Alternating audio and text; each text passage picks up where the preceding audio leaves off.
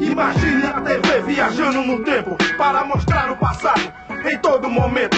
Imagine a vida, as pessoas e os sonhos de outros séculos. Antigos privilégios. 500 anos o Brasil Império na TV. Informação do passado para você aprender.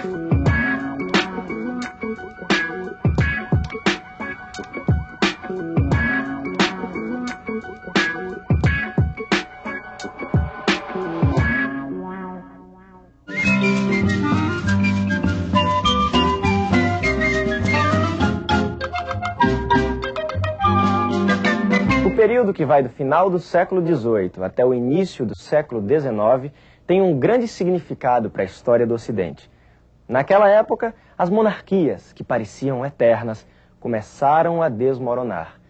Nascia o mundo contemporâneo. A Europa ingressa no século XIX com uma nova forma de pensar e num clima de guerra. Napoleão Bonaparte, imperador da França, desafiava o poder dos reis absolutistas. Em 1806, já era senhor da Europa Ocidental. Mas e em Portugal? Como está a situação aí, Joaquim Vaz? Muito difícil. A França ameaça invadir o país se o príncipe Dom João não declarar guerra à Inglaterra. No entanto, há muito tempo que Portugal depende economicamente dos ingleses. Creio que não há outra saída, senhores. Ou a coroa portuguesa sucumbe diante do exército francês, ou retira-se provisoriamente para o Brasil. Mas Dom João precisa da garantia de proteção da esquadra inglesa durante toda a viagem. Of course. E em troca vamos tirar muitas vantagens, é claro.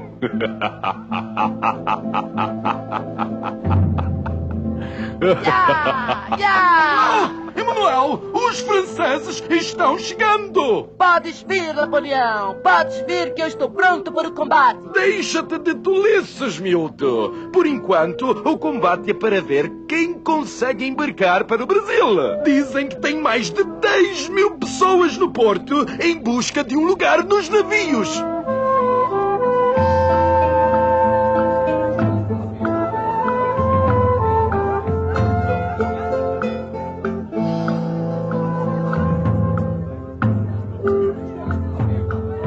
Pai, e o que vai ser de nós sem o príncipe? Serviçais, como sempre fomos, ó.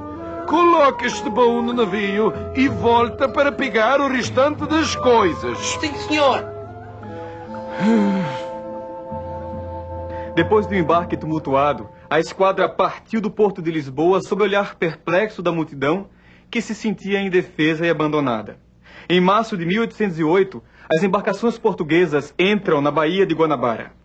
O desembarque da corte é um dos maiores acontecimentos da história do Rio de Janeiro. A população, em peso, compareceu ao porto para ver de perto o primeiro monarca a pisar nas terras do novo continente.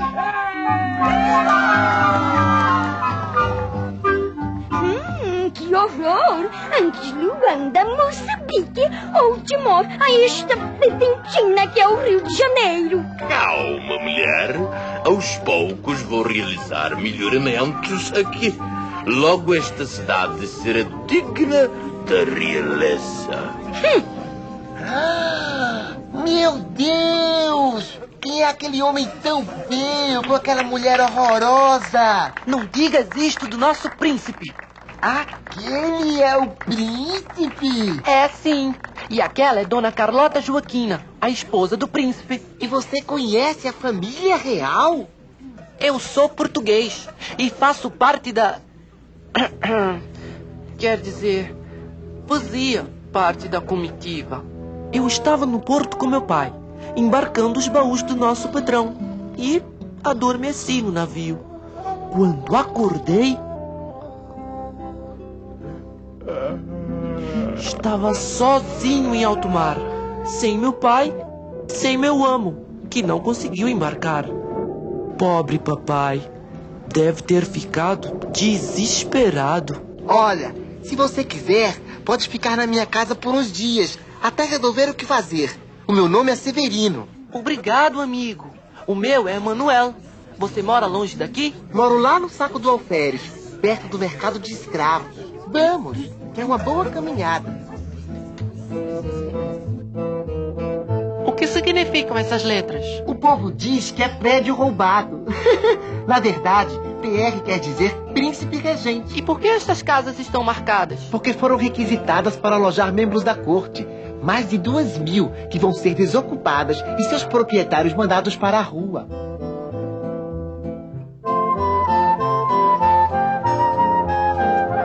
E a sua casa também foi requisitada? Ah, nem o nobre ia querer morar na minha casa.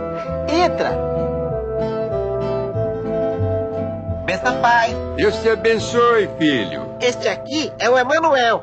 Como vai, Emanuel? Pai, ele veio de Portugal por acaso e não tem onde morar. Às vezes o acaso pode trazer grandes oportunidades, Emanuel. Se você tiver jeito e quiser ser meu aprendiz, em pouco tempo consegue o dinheiro para voltar a Portugal. É.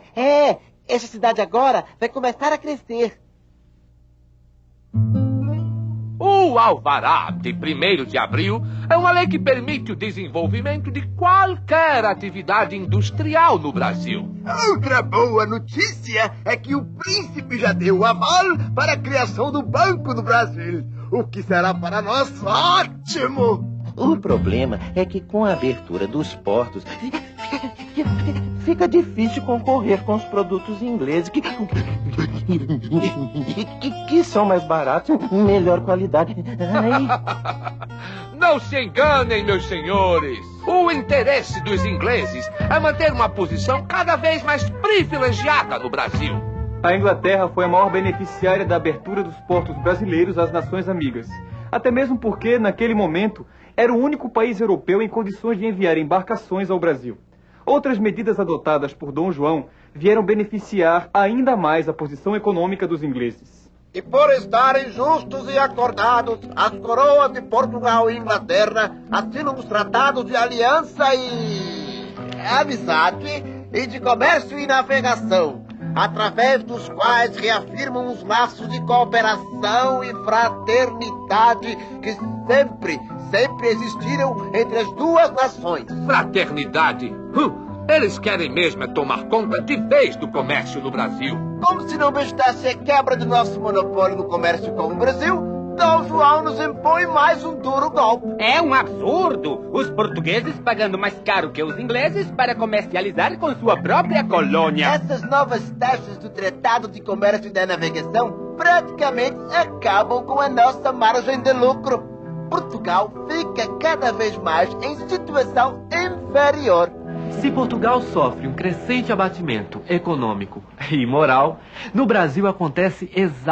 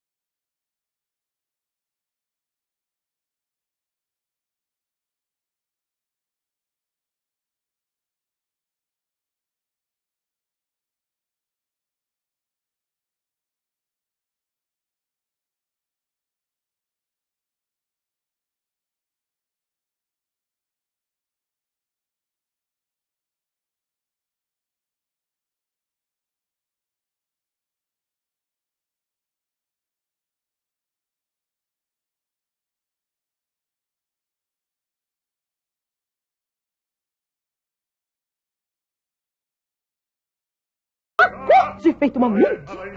Vai! Rio de Janeiro, março de 1814. Senhor meu pai, vossa bênção. Por aqui as coisas vão muito bem. Continuo trabalhando com o Sr. Januário e os negócios caminham bem. Após 7 anos da minha chegada, fico abismado com as mudanças ocorridas na cidade. As ruas foram ampliadas e calçadas e o comércio está repleto de lojas. Mas os velhos costumes permanecem. Os festejos de rua ainda são o maior divertimento popular. Emanuel, Emanuel, hora de fechar a loja. Hoje tem espetáculo no Teatro do Largo do Rosário. Então, princesa, estás gostando do baile? Não podem esses mosquitos horríveis! O que tens aí, negra? Bolinho de mandioca com frutas. Eu nunca vou me acostumar com o cardápio pobre deste povo.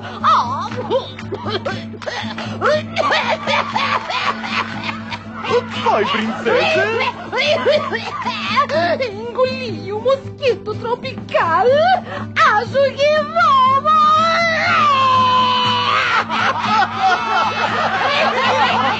Falar da princesa em praça pública!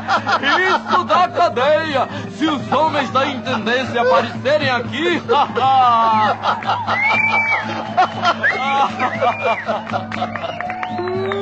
Que estás a levar? Livros que comprei no porto. Deixe-me ver. Nessa corte não se pode divulgar ideias contrárias à religião, à moral e aos bons costumes. Mas são livros de Rousseau, Voltaire. Pior ainda, essas ideias francesas de liberdade confundem o povo e perturbam a paz. Estás preso! Eu? E tens de pagar pena de 200 mil réis. Mas eu não fiz nada. Sai! Já vem os homens da igreja! Do Rio saem muitas novidades para as demais províncias. A presença estrangeira dá o clima cosmopolita à cidade, que mesmo assim conserva marcas profundas dos tempos da colônia. 100 mil réis. Quem dá mais é vendido para o senhor. A Baía de Guanabara é o maior terminal negreiro da América e os escravos representam mais de 35% da população do Rio. Ao contrário do que já ocorre em outros países, a corte portuguesa teima em considerar a escravidão como indispensável à prosperidade de suas colônias. Com a saída das tropas de Napoleão, a situação do Império era bem diversa nos dois lados do Atlântico. De um lado, Portugal, enfraquecido, sem rei, sem sua antiga posição. Do outro, o Brasil, sede da corte e com um vigoroso movimento de comércio. Conservar a unidade do Império nessa condição era uma tarefa bem mais difícil do que imaginava a elite brasileira. Nós, ingleses, preferimos que Vossa Alteza volte para a Europa. Majestade, é preferível ter um grande poder na América do que sujeitar-se totalmente à Inglaterra lá na Europa. Eu detesto tomar decisões importantes, mas está decretada a elevação do Brasil a Reino Unido de Portugal e Algarves. Severino, ouça essa notícia. Estourou uma revolta em Pernambuco e o governador da província fugiu para o Rio. E o que pretendem os revoltosos? Criar uma república junto com as outras províncias que aderiram ao movimento. A revolta de Pernambuco no Brasil e uma conspiração liberal sufocada em Lisboa deram início a uma série de acontecimentos que iriam aumentar as tensões no Império Português.